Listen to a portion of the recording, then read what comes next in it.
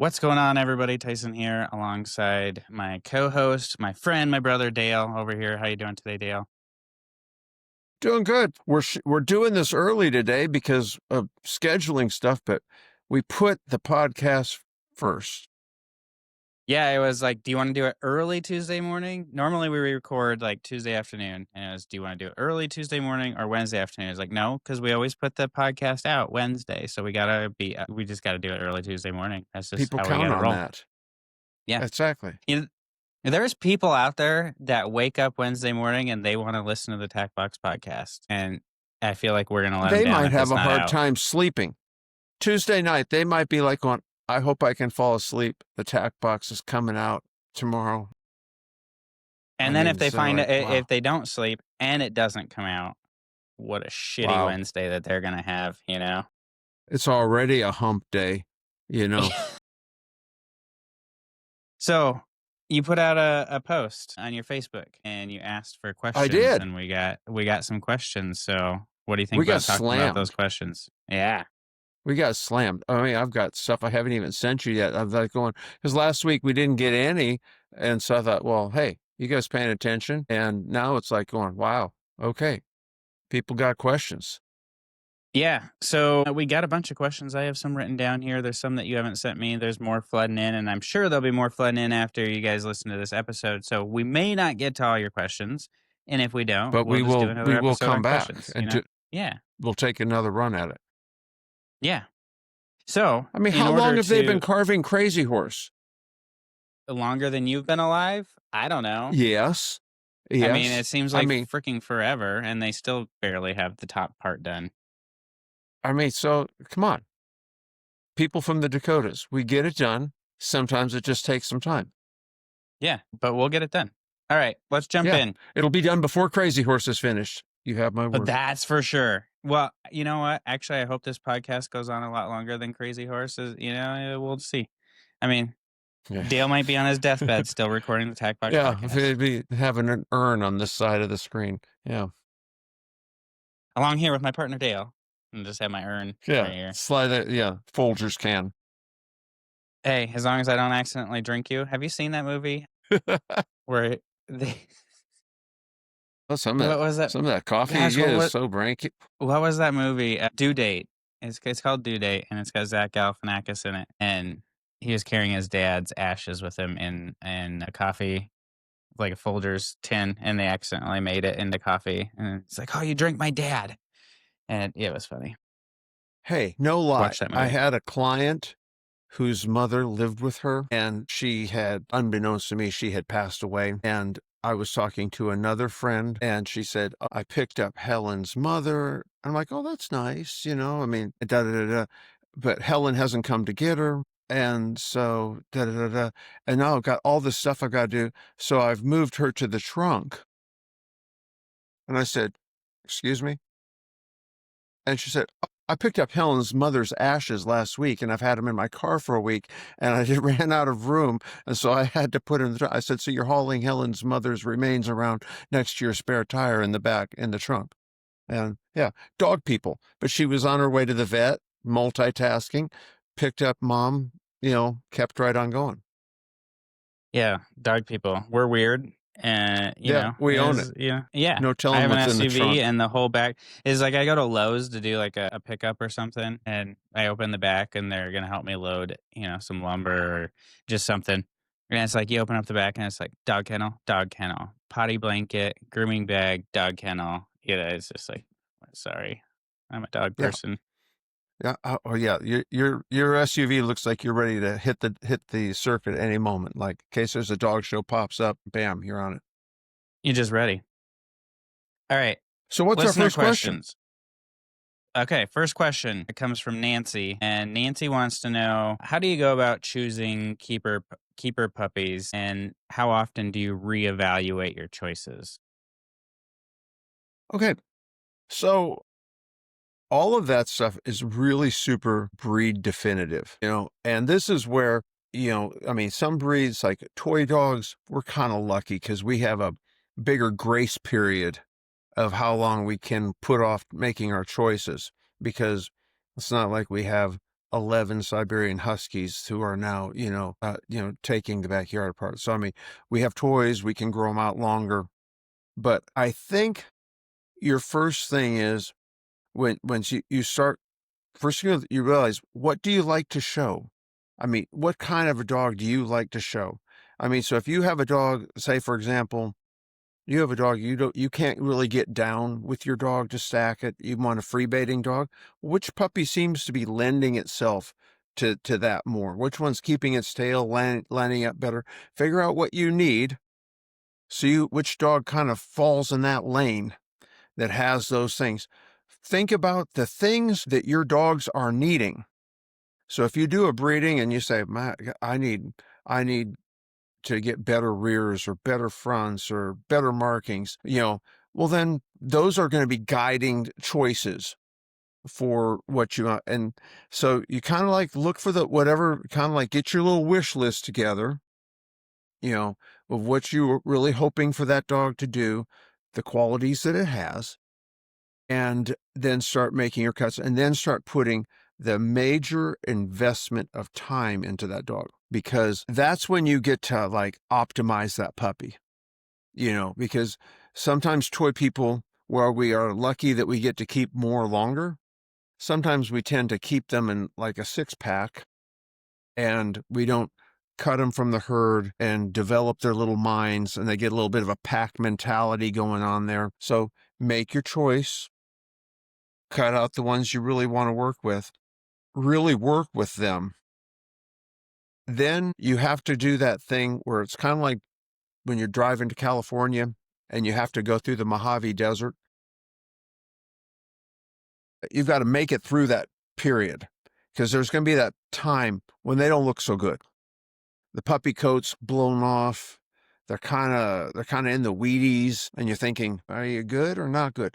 But if they were good, if they had those things you're looking for, then, stay the course, get all the way through the Mojave before you say, nah, this isn't going to do it. Those things that you can, keep investing the time into them. Hey, everybody. Sorry for the interruption, but I just need to take a moment and remind you to subscribe to the podcast on your favorite podcast network, wherever you're listening to this right now. Make sure you're subscribed.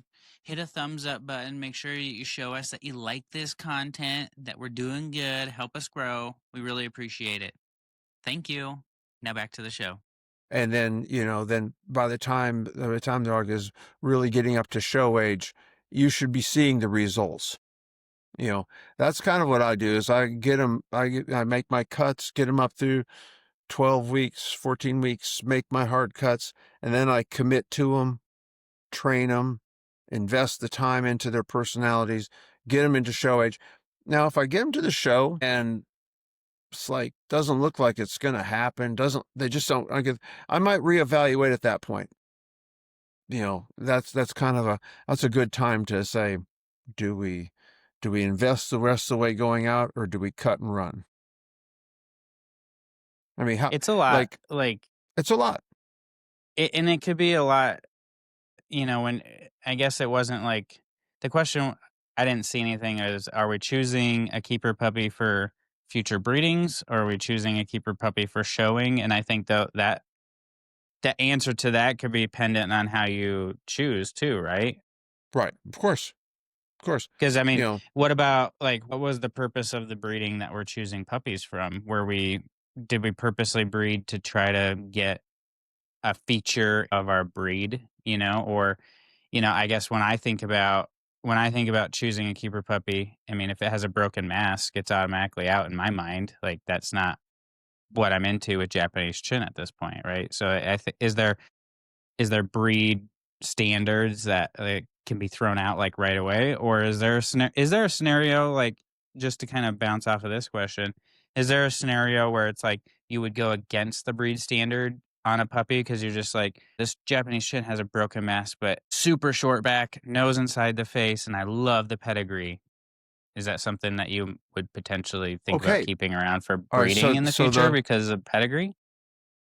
Here's the thing. Every breed of dog has the things that you really desire, your hallmarks, your things that make them good. And then you also you'll have like some traits, some things are what I call a deal breaker. Like something you go, yeah, no, that's a deal. So you work within the faults because there's going to be faults. And this could even parlay into another thing about when you inquire to somebody wanting a puppy, what you're asking for. There's going to be faults. We're going to have things that you're not going to be, that you might have to work around. Like, okay, well, maybe that's filling that. And so you have to decide, is this a deal breaker? Is this something I can't get past? This is something that for this breed, like, nope, not doing that. It could be this, and this. You know, you can kill chickens, you can chase cars, but you can't do this. I mean, you just have to find, those things that you kind of go, I can live with that. And so, I mean, if you have this perfect dog and it's, there's a degree of a deviation of something, you go, well, maybe it's markings, maybe it's this, and you go, I'm going to make this decision knowing the fault and the degree of the deviation and then go and decide how I'm going to go with that. Like, do I take this one that's almost as good but better marked, or where do I go? And like I say, it really depends a lot on the breed. Like say your example, American Cocker Spaniels. They, for me, outline, top line, tail set. There's never been a dog good enough that I would want if it had a low tail set. Ruins everything. It's almost impossible to breed out. You got the bad tail set, it's like you're just done. And you can't breed it out. It's just like, and then you go on there, or, you have to, and every breed has those things, those traits that would be a deal breaker.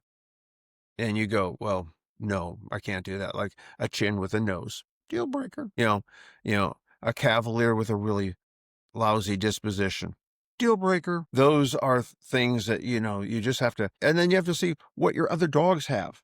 I mean, is this a problem that we have are we really strong in this? Like, oh, maybe this dog is the best puppy, but has kind of the rear's not so great right now. Well, I've got good rears on my dogs.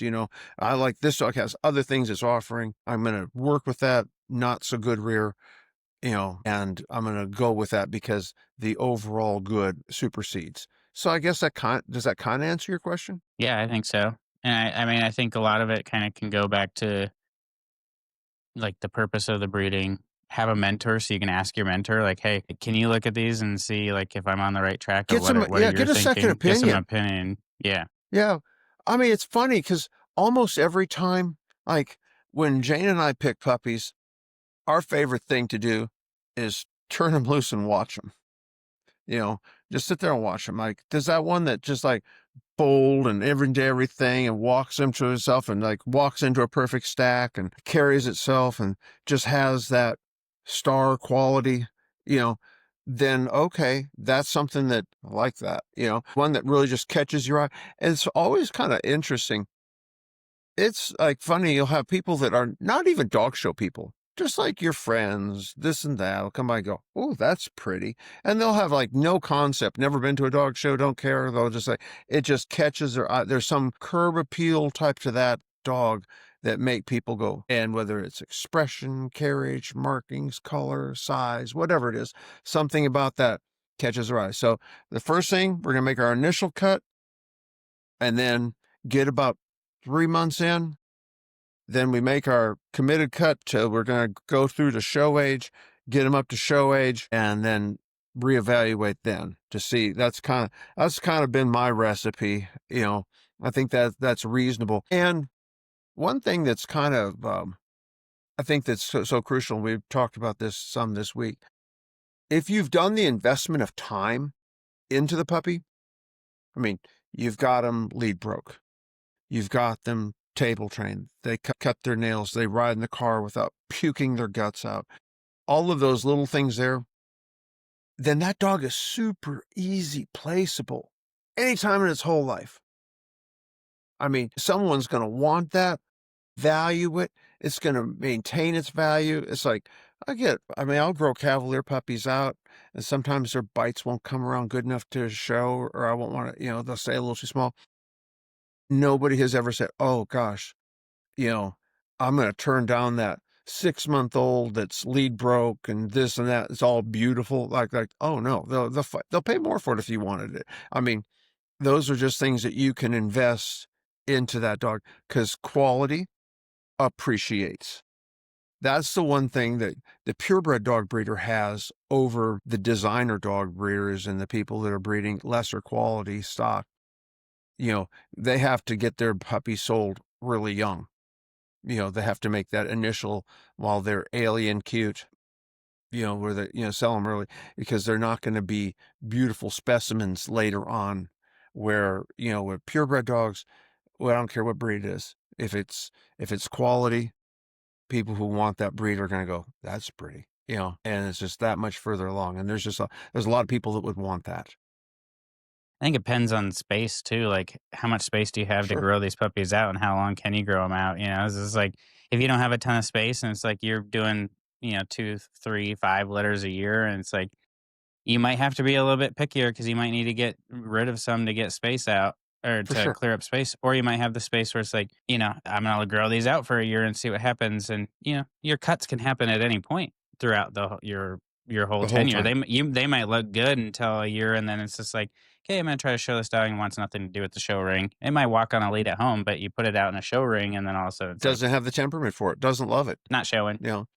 Yeah. And that's a There huge you go. part of it. I have this puppy, this 5-month-old puppy, and it's just like she just keeps blowing my mind, like catching my eye out of the sight. 'Cause it's like I'll just see something, and I'll look over, and it's like just standing there in a perfect stack with her, head up, and it's just like this is gonna be a good show dog. Like you can just see it You in feel how it. they're You feel it. standing, and just like might not be like my favorite markings in the whole world, might not be whatever, but it's like the temperament, personality, stands herself in a Curb free appeal. stack waiting for a treat is just like gonna look good in the show ring. Put her on a table, and it's like a little timid, but not. I have older dogs that are way more timid. She's only 5 months old. Mhm. She's gonna come along and put work in, and it's gonna be awesome. So I think it's one of those. I mean, we've probably talked this question to death at this point, but I think it's all very breed We're known to dependent and do person that. We're dependent. known that Yeah. we're known to beat it to death because Welcome to the by the TACBox time we've answered Podcast, that where question, you'll regret having asked it. we might get 3 questions in this whole episode. Who knows? But hey, we don't want to It just might give be you a it, yes it or might no be the answer. We want to questions give you some month. We might substance. take the whole damn month just doing the questions. You never know. It All could right, so happen. hopefully, Nancy, that answers your question. If not, hey, ask follow-ups. Ask again. I'm trying. Love you, Nance. I'm trying to ask follow-up questions just to get Dale to talk more about it. Even though you're right, I don't know why I'm trying to get Dale to talk more because No, we don't it's need like to encourage usually I that. spend most of my time. Yeah. Yeah. All right, I'm Yeah. going to take the next question as more of a topic because 2 people kind of ask the same thing that can go together. So I'm going to ask it all as one. So we got Kelly and we got Claire. And when we combine these all together, it's asking for tips for getting a new puppy ready for their first time in the ring, as well as building confidence in the dog and the handler for the show ring. Well, okay. When we were talking about with Nancy's there again, I think that part of when you want to raise a dog for a purpose, you have to start that path of training where you're going to start investing the time. Whenever I hear people say things like this, oh, I just train them at the show. I train them in the ring. I'm like, I've seen you in action. It's not impressive. It's I evident. mean, it's like you wouldn't need to tell us that. We can see it. There is you need to continually plan and invest time. And you've got to cut them from the herd, make them do things, push them, encourage them. The more things you do to get your puppy ready for the show ring, like Chin, not the brightest, we love them. They're never going to be the top obedience dogs because that's not who they are. But so we have to start really pushing them towards, if you don't get them on the table while they're little, they're horrible. They're just and you want to have a good time in the ring. You want to have having a dog that is prepared. 80% of it, because nothing is more disheartening than when you, as a judge or an exhibitor, when you sit there and see a really pretty dog and it comes in the ring and it goes flatline, you know. So the more of these situations you can subject them to, the more things you can do. It's like, and I don't want to hear about the, "Oh, we don't have training classes where I live." Where you don't have Home Depot, you don't have Lowe's, you don't have PetSmart. Where do you live? The North Pole? There are places you can take your dogs, and they will not, that they will be not, they'll be fine. You can go walk them around garden centers. They're going to have loudspeakers going off. People are going to want to touch them. Weirdos, just like the same weirdos at the show, are going to be wanting to touch them. All of these things, and the dog's not going, "I'm getting touched." It's like, yep, yes, you are. And it's one of those things. I mean, you got to go to those places. You got to break them out. And if you have class, excellent. Good on you. That's a fabulous advantage. Go to the classes. Go to the classes, practice with your dogs, have other people take your dogs in, all of that's, all of those, every scenario that can happen at the show, try to have that in the can. And I know you're a big class goer. Your dogs show good. Yeah, I believe in class more so. Like sometimes it can feel repetitive because you're going to the same instructor, same building, same thing once a week. And it's just like, yep, been here, done that. And it can get, you can just come to a point where you're just doing the motions. That's where you start failing. You have to Yeah. look at it as a learning opportunity every single time. Don't just go through the motions. Still continue to strive to, I'm going to go in, I'm going to take something out of this class every single time. But like you said, Well, you don't have know what the Meredith shows are going to video you. have. Yeah. Yeah. I mean, it's a great Mirrors. opportunity. You And video and that if you don't have a performance. Lowe's, a Menards, a Home Depot, something like that, is like you probably have a fairgrounds at that point. You could be There you showing go. on dirt, get out to the fairgrounds, get to any Mm-hmm. event, any kind of center that's got concrete flooring and walk them on that. Because that was probably the biggest hurdle that I've ever experienced in like getting this dog of like, I got this dog, he walks perfect, he's doing great, he walks on a mat. And then I went to a show that had no mats and it was a super slick, glossy floor. And he was just like, not doing it, not walking on this. What is this crap? Yeah. So And here's the thing that I like to do is whenever my puppies, I like to change the surfaces up. So in my X pens where I'm working with them, put a piece of mat down in there. Let them just hang out on the mat. Then put some tape on the mat where they get used to like stepping on the tape while they're in the mat. Then find some of that awful, icky carpet that they love to go ahead and like we went to a show down in Houston one time and we were like ready, we had the dogs already and stuff. And then it's like some awful green, bright paisley color explosion, 70s psychedelic carpet. And the dog's like going, and then they've wrapped it in saran wrap.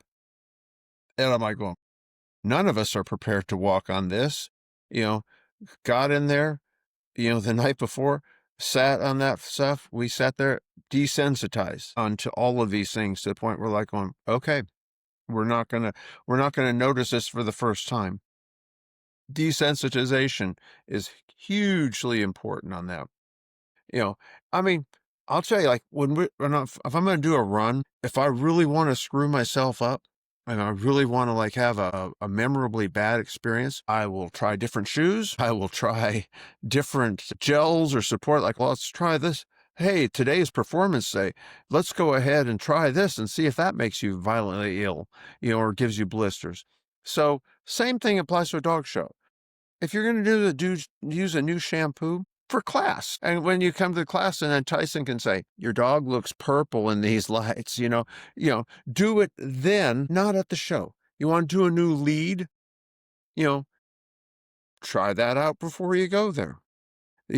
That, unless you just think it's too easy and you want some additional challenges and you want to change it up last minute, having, especially young dogs, class dogs that haven't shown a lot, they get a lot of security from repetition, and getting them ready like that. So just exposing them. It's amazing how it doesn't have to even be a training class. It can just be the training class of life, you know, taking them along with you places, to your kid's game, all of that.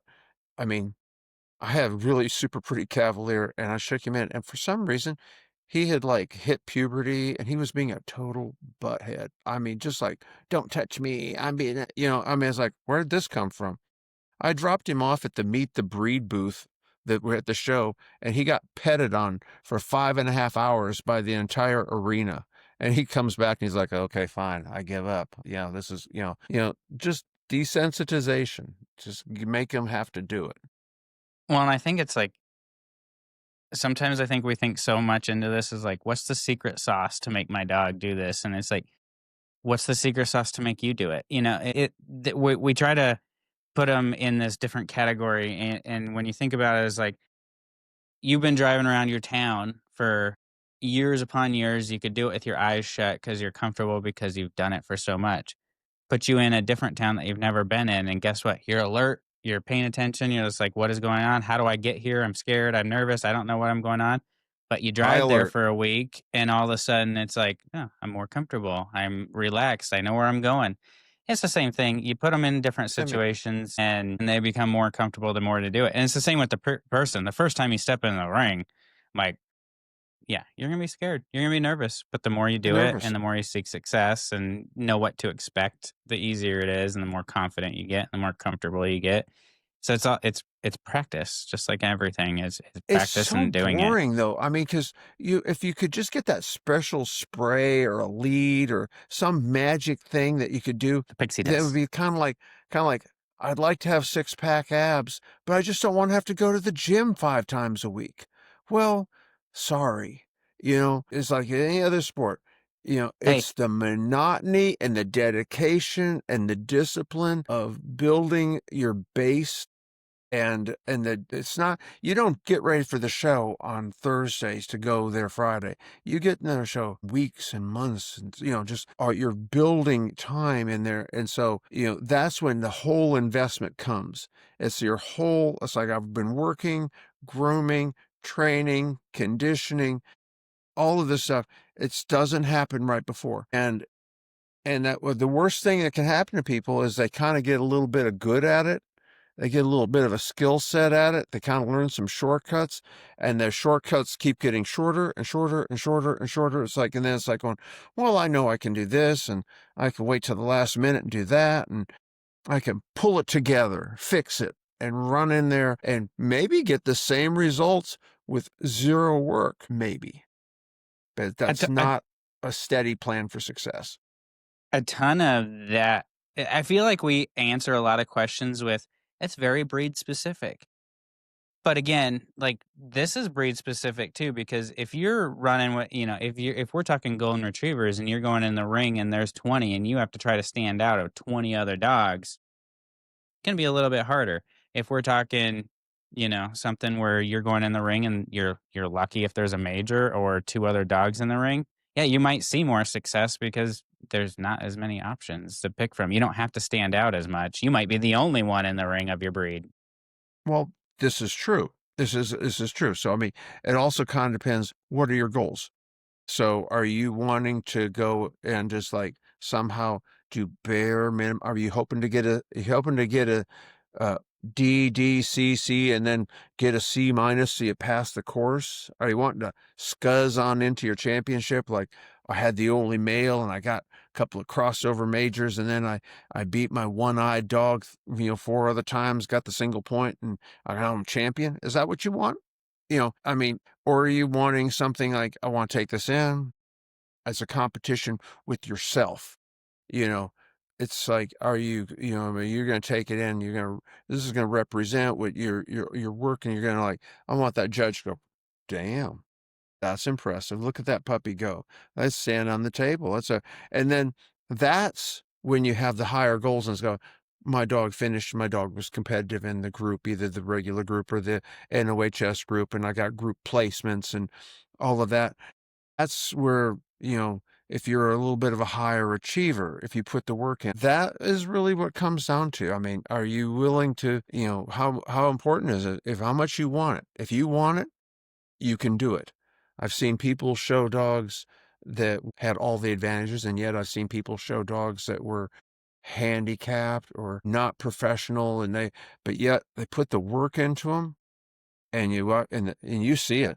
You see it. You go, well, they're a terrible handler. That maybe they don't have the advantage, but that dog is just like push button, and that's an investment of time, training, conditioning, and that will be rewarded. One of the things to always remember is you get out what you put in. If you're lead breaking on the way to the show, yeah, might work 1 or 2 shows, but it's not gonna work with every dog. You're No, gonna it's get not a plan. It's not no. it's not your new plan going forward. You gotta put work into it.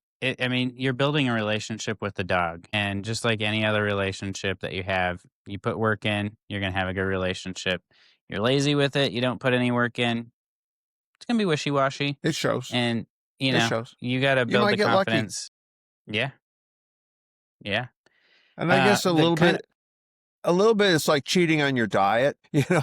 I mean, like, you might get away with it if once, those are twice. wins to be really proud of. It's like, well, wow, my dog did this and this. I mean, that's, you know, it's, it's like I went there and my dog showed great. Because I might even say this, and this sounds pretty corny from someone that's as bitter and jaded as I am.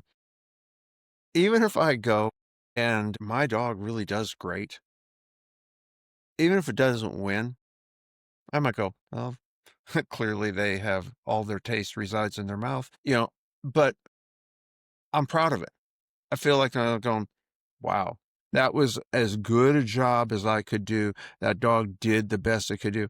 I'm proud of it. And other people, it may or not be immediately seen by the ribbon or whatever, but people will go, "Whoa, that was a really nice puppy. That was a really nice dog. That really looked." It catches their eye, and they kind of go, "Wow, yeah, I'd like to show that dog. That looks pretty." So even if it's not a reward, instantly rewarded with a ribbon, you have the pride of going in there and doing a really good job. The best dog doesn't always win, and you're gonna win some where you're No, not the best dog, and you're gonna lose a lot where you are the best dog. it can happen. It Absolutely, happens a lot, you know? It happens a it lot. happens a lot. So, what would your so we're talking about training here still, so we're just gonna continue this on with a follow-up question of, what about finding your dog's gait? This is Claire kinda had this question still too, so this kinda, like, piling on, Okay, like, Claire. how do you how Yeah, do you find the gait for your breed, your dog, and work on the pacing for their gaiting? this right here, Claire. So when you are at the show or at the training class or at the Lowe's Garden Center or whatever, you're going to have your ride or die go. And then when you get back, you can watch and say, oh, okay, I'm not going to wear that color with that dog because it makes the dog go away and you can't see its movement.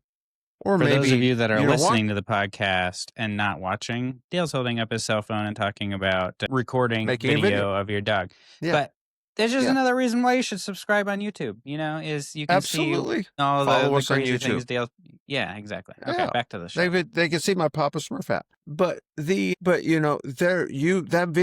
videoing is such a tool because you can see that this looks good on this dog going this way. This looks good come this way. I need to put the lead here on the neck or down here. This is when I could slow down and bring him on in. I'm going to turn it to this side. This is when I can show the markings on this side. I'm going to do this move. Or sometimes you think, oh, I'm doing this and it looks so cool in the ring. And you look at and that in your video going, oh my God, looks like I'm having a seizure.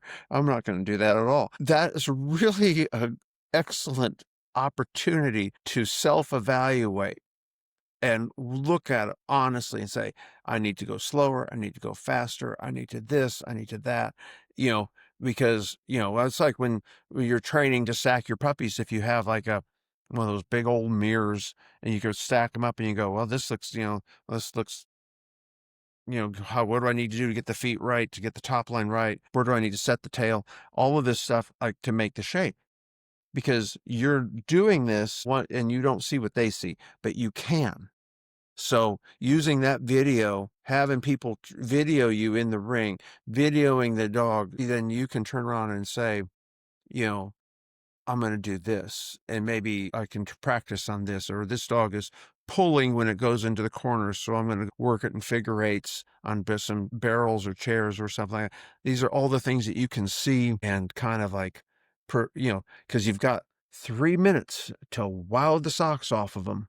So have your 3 minutes, bring your A game, know what you need to do, know where you need to be and what looks good with you, what looks good with your dog. Because thing is, you can't really show a dog like somebody else, but you can show a dog that it's good for you. Find out what looks good for you, what for your own sense of style. Some handlers are a bigger presence in the ring. Some people are more like it's about the dog. Find what works for you, and that's what works for your dog and your breed and it looks appealing. But the video is the best way, in my opinion. I could agree. The video is key, and it even goes beyond gating, like free stacking. I videoed Hmm. once, and I noticed that how close you stand to your dog if you're free stacking. If you're standing in front of your dog free stacking, like I noticed that one time when I had my tri bitch, if I was standing really close to her, she was almost looking like straight up at me, but her rear would drop because she was almost like looking up and her rear's dropping. If I backed up a couple feet, her rear would go back up, her face, her head would kind of look straight ahead. So there's a lot of those little things that you don't notice if you're standing right in front of your dog You that you don't don't. see the side profile. So the You're sitting recording there aspect of it, baiting them huge. up, and their top line's getting a dip in it, and the judge Yeah, is going, "Yeah, that's got a big old hole in its back." You really can figure out what looks good and how best to walk that dog in, and where it's good on all of its legs, and you're taking up your spot. That's one of the tricks of presentation. I mean, that's I mean, yes, we're supposed to be judging on the quality of the dog, but we're judging on how it's being presented. When you go, everything you go to look at and see, it's all about curb appeal, presentation. When you look in a showcase in a store, the lighting, the placement, how things are, it's all visually there to draw your eye in and see what you're make that picture the most flattering to make it the most marketable to people to see and want.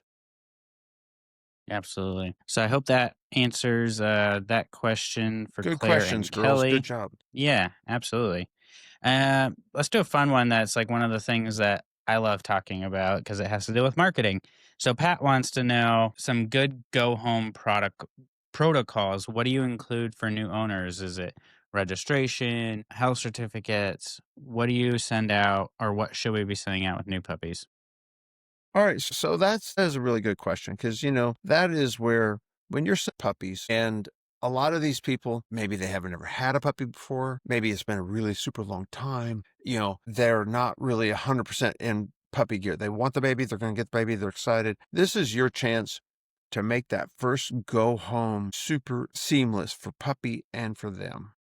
So for me, I like to go to Dollar Tree and we get like a bag, and in that bag is like new baby bag. Fun. They're getting a baby, you know, inexpensive. But in that bag, you got to have baby essentials. You need to have the the toys that the baby likes. What kind of things are this puppy? What's appropriate for this puppy to play with? Because I promise you, what's appropriate for a chin puppy to play with and a Labrador Retriever puppy to play with, very different. But so I mean, kind of get them like this is the kind of toy you're gonna need. This is, so a lot of times we get beds, baby beds, blankets and stuff from Dollar Tree or from our friend Pepper from the rescue. She'll sell actual baby blankets from the hospital. You can put those with the mom's scent in it. Put them in the box with the mom and the litter mates so the baby can take that home and they have something that's familiar. With all this change, they're going to have something that's familiar. It helps the puppy. Then, your food, treats, all of that. That's kind of just it doesn't have to be tons. Just like get them a 2 or 3 meals so that they can get to the store, get what they need, so they have the right stuff with them. And then comes into your paperwork, and this is important. With that in there, always to have an envelope in there, and you have your essential things that need to be with your new puppy. they need to have their sales contract. Got to have a sales contract. This is important.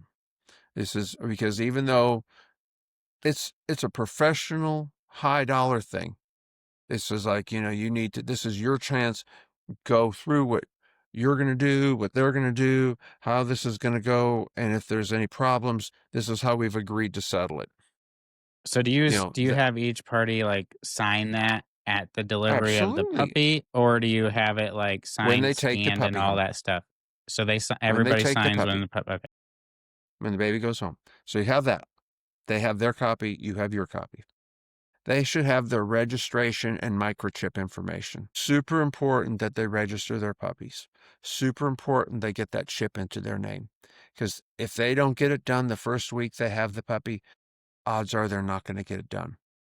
So, and then 2, 3 years later, we got Molly from you, Tyson, and it was either in April or was it August of, 3 years ago, and we've lost all the paperwork, and so now, if they have, that means you got to go find it, everything, and you've got to go ahead and get duplicates. So if they go ahead and have that paperwork in their name, then they can just go, hey, AKC, we need duplicates on our this and this and this. So, I mean, get that in your name. It's part of the Breeder of Merit program. It's part of a way we support our registry, but it's really important for our puppy. It's important for our people that they get this in there. They get that chip into their name because that chip is how they get their dog back. Because no one plans on losing their dog. No one plans on that, and it probably, hopefully won't happen. And if you set in your chip, it's kind of like checking the coffee pot one extra time. You didn't leave it on. Good. But when you don't, then you've now moved it into being like not a great thing, into being like catastrophic. So that's right off the top. Then your shot record. You need to have your shots, your immunizations, what you've done, and what they need to do in the future. Like, we're going to do your heartworm preventative on the 1st or the 15th. We're going to do this. These are the shots that do. You need to be into the vet by the 30th of next month. All of that needs to be in there. So you've got your registration, microchip, contract, shot record. Those are right there. And then sometimes it's helpful to have the puppy's schedule. Like just things like baby goes outside to go potty at 6:15 in the morning. We put them, and it needs to be so boiled down simple. It's like, we're going to put it in the X pen through the same door for 15 minutes. You're going to step away at least 12 feet away from the pen so the puppy will take and be mindful and do its business. After it has done 1 and 2, then you may bring it in and give it breakfast. And 35 minutes later, take it back out for one more time into the X pen. Then set your time for 4 hours because you won't, just boil it down. I mean, I know it sounds crazy, but if you can give them the routine, the schedule, how you do it, that's how people all the time go, oh my gosh, your dogs are so trained. I'm a good dog trainer, but I'm a better people trainer. And I explain to them, you've got to do this. And if you do this, you're going to be successful. So because they're pretty simple.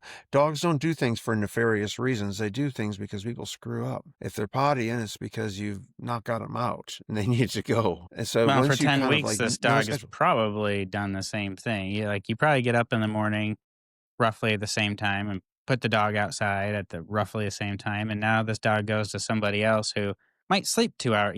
My dogs are all out at 5 in the morning. And it's like, sure. if I travel and leaving the kid home with the dogs, it's like, you get your butt out of bed at 5 in the morning. Because if you don't, you're probably going to have kennels full of feces, Mm-hmm. because Yep. that's when they're used to going out. Yeah. I mean, Scheduling and consistency is so key 100%. because Yeah, you absolutely. break that up, you change it up, you like change their little food, you've changed how you feed them, and guess what you got? Diarrhea. All over. And guess what diarrhea does? Diarrhea is unscheduled diarrhea, and it's a big mess. And if you want to kill the mood of the magic of the baby, that'll do it. So just keep to the schedule. and write that out where they have it line by line by line. And then when people say, I had this or this problem, well, let's go back to that schedule. Did you do this? Well, no, I didn't do that. Well, maybe you should consider doing that because your puppy really would like you to do that. And that's be kind of an important thing for your puppy to do because your new baby schedule is so key. And that schedule, that's going to make the difference because if they have if they get that puppy home and they keep it on the schedule and it potties outside and it sleeps all night and it's fun for them and you can kind of like going, hey, you got like kids to, Monday you take the puppy out, Tuesday you take the puppy out. You guys are in next week you can start a PetSmart training class and you guys can do this. Give them a plan. Because if you have a puppy and you have a plan, you are destined for success. But that needs to be in the bag, the plan, the key of how to make this puppy work. 100%. I think a It's the big part of grandparent it. position. Yeah, I think like even think about the minute details of like what do you feed your puppies and your dogs? Can where they're going be readily available? So like just take a hot topic. Say you feed raw and you transition your puppies over to raw food. What is going to happen when that owner of that puppy can't find raw food or doesn't want to do You raw and have they to just want have to a go to plan Walmart for and get them. kibble? So it's like, yeah, you got to how are you gonna make that transition good for the puppy and the Absolutely. owner? How you raise that litter and how you're going to go ahead and do that. And because, that's one thing with however we live, it's not weird if you're used to it. So people will go and say, well, my schedule is this and this. And someone else will go, well, that's weird. Not weird if that's how you're used to. So try to have it set up where the puppy is in a sustainable path and these people can sustain the care and it will work into their home and kind of get that where they have a plan. Like I have a friend that has a big sporting breed and they're like super cool dogs. He makes them have things lined up with a trainer. Sell them a puppy unless they do, because he knows if he gets them into training that it's going to be like their favorite dog. They're going to love it. If they don't, he's got a 50-50 shot. He's going to get it back. And, so you really need to, that's the time. That's the magic time and stuff like, so if you're selling a breed that's a high grooming breed, has big grooming requirements on your care sheet, puppy needs. This is the brush. This is the comb. This is when you bathe them. This is such and such. You're going to need to dry it with a hair dryer. You're going to you're going to dry the puppy on the toilet. You're going to close the lid before you dry the puppy on the toilet, and you're going to put a towel on top of it. It may seem insulting and stuff, but the more minutia and the more detail, because when you get that call and go, well, I put it on the toilet, but it just fell right on in. Yeah, some people can be really smart people, but they might not have a ton of common sense. I They would mean, have perished in the people are Dakotas. stupid, People are stupid, and you Yeah. have to realize that people are stupid, and you need to just write it out for You 'em. need to And make the right thing easy. And that's where's when you have a the touch. like in your experience, obviously you put a lot of work, time, effort into making the list because you want the experience to go well for the puppy and the buyer. But where is the line of like losing money or including things that you don't need to include? So I guess where my mind goes to is you're getting a puppy and I personally am like, oh, I want to give a lead with every puppy because I think that's a cool little thing. They can take this puppy out and walk it. And it's like the couple dogs that I've rehomed is just like, oh, the owners are so excited. Hey, I brought my harness for little Fluffy here, and I have this lead. Like a lot of them, are going out and buying all that stuff already. So now you're just giving them one, and you're basically just giving $10 away. In your experience, like, do a lot of people do that where they have goods for the Well, dog already that you don't need to do that? so okay. This is where you need to use your words. And before they're going to pick up the puppy, I have pictures on my phone of the things they need to have, the playpen, the X pen, the food type, blah blah blah blah. And we'll discuss what you're going to get and what you're going to do and what you need to have. So You need to have a plan in place. If you don't want duplicity, then use your words. Bring a lead. I want you to bring a 10-inch adjustable nylon web collar, you know, and I mean, that kind of thing. So you need to tell them in advance what they need to have and text them pictures of it. And I mean, sometimes I'll get someone and I'll feel like they're doing, yeah, yeah, yeah. He like back and play with your stuff in it. Like, send me a picture.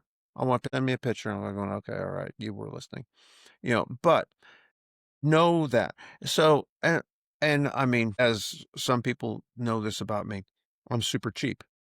So part of being super cheap is you can get stuff and you can get nice stuff, but if you put a little thought into it, you can get it cheaper. So that's what, like, you go to Dollar Tree and stuff like that, you can buy toys, nice toys for the puppies. It's a couple bucks. Fine.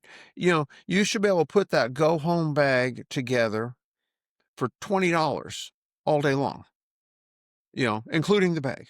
Now if you want to do a little bit more on that, or you want to put a little extra work, if you want that kind of stuff, but you can look at that. If you can do a $25 investment on their first week at home with their puppy, gosh, that is money well spent. Because if Well, and they go out there, some of it is like branding of you're putting a little bit of money in to hope that they tell their friends and family and all that stuff. sure. And some of it is I'm putting a little bit money in to not have field their questions for the next 6 months. Cause I mean, they can have tons of questions, and the better you set them up, the less you're going to have to field that. And you can focus your time on getting other puppies ready. You right, and you can help them on the things that they need more help on, and that's kind of huge. I mean, so uh, if you want to take a moment and do a little branding, and send someone a picture of that. I mean, there you go. It's just it goes a long way, and I mean, and the other thing is, and this is probably a whole different thing. All of these expenses that you're putting into this, you can write them off. I mean, so if you put 20, $30 into a go home kit for the puppy, that's part of your expenses of your litter, along with your registration, your shots, your whatever. You're expensing that back out. And so those are all things that, I mean, can, that's a good investment. Those are things you shouldn't cheat. There's stuff you can cut corners on. You can cut corners on a lot of things. Don't cut corners on food. Don't cut corners on puppies going home with, their first week at home. Those things. Don't cut corners on shots. The things that you need to have to make it a smooth transition. Perfect. I would love to ask another question because I got a question on health testing, but I think we're getting kind of short on time. So I just have to do another episode next week on these questions because we have quite a few Because more questions I that had we a need to couple of you answer. on that. I had one kind of an interesting question from Allie, that on studs fees, and I think that's kind of that's kind of a good one, and it has an answer that is like a non-answer, because it's such a huge variance as to what a stud fee is, when you should pay it, how much it should be, what it entails. And I think that's a really great topic, and and how much, what you should be looking for to spend in a stud fee, and what you should be able to charge for a stud fee, and what your obligations are. And I gotta like that, because I think that's part of your business in purebred dogs, your adventure, your hobby, whatever, and how your relevance in dogs. I mean, do you offer stud service? Do you help people breed their dogs? And do you share the bloodlines to keep the breed going? And I because mean, when a time, I feel like that's a compliment, right? When somebody comes to you and says, I want to use your dog as stud Absolutely. service. I feel like that's a compliment. Is like I have something that somebody else wants, whether it's my pedigree or this dog. And then you have to think about bettering the breed and how you can continue on, or are you going to hoard it all to yourself? Yeah, well, Right. I'm gonna die with it and bury it in the pyramid like the pharaohs. Just pack them in there nobody with can you. have this pedigree. This one's mine. Nobody, it's mine. It's mine. I can't, yeah. Well, and I have a couple questions written down here from people too about stud services and studs in general. So that could be great kind of topic for next week. Absolutely. We'll go in there and we'll go deep and we'll get some examples on stuff on that and some of the Just like your contracts that stud go along with dogs, that. we'll go deep. We'll go deep. Bring an A game. Welcome to the TACBox Podcast. Yeah, We try our best know. to get canceled, and here we We go. have tried, but you just keep bringing us back, You never know what kind of what like you're gonna Uncle get. Herschel. Yeah, yeah, exactly. Uncle Herschel, Jimmy, we're all coming back. Yeah, well, and it's just like it's like corduroy pants. They made a comeback for a couple months, and then they were gone again. But that just seems to be how Thank things go. goodness on that. I mean, is there anything louder than people walking corduroy pants? When like those sports track suits, those like swishy pants, and people walking, it's like Yeah. That was like the 90s, pure, you'd have the matching pants with the zip-up jacket, and it'd be that, like, parachute material. Super weird. Of course. Super weird. All right. Why are we doing that? Hale's gotta get to the airport or somewhere. We've been an hour. This is why we haven't had enough coffee yet, Dale. This is too early, I am, like, severely caffeine deprived, I'm telling you. The thing about it is we act like it's early, but both of us have probably already been out for 6 hours, and, For sure. it's almost time for a Exactly. nap. All right. Thanks, everybody, for joining this episode of the TACBox Hey, Podcast. It's been a appreciate blast. y'all with the questions. That's awesome. Yeah, it helps us roll. Now you guys got to make sure you're subscribing, liking, sharing, doing all the things to help our podcast grow and reach more people so we can continue to have all these amazing Help questions. us help you. Yeah, that's right. Exactly. Help me ask dumb questions to Dale so that his knowledge can spread throughout our breeds and the rest of the dogs.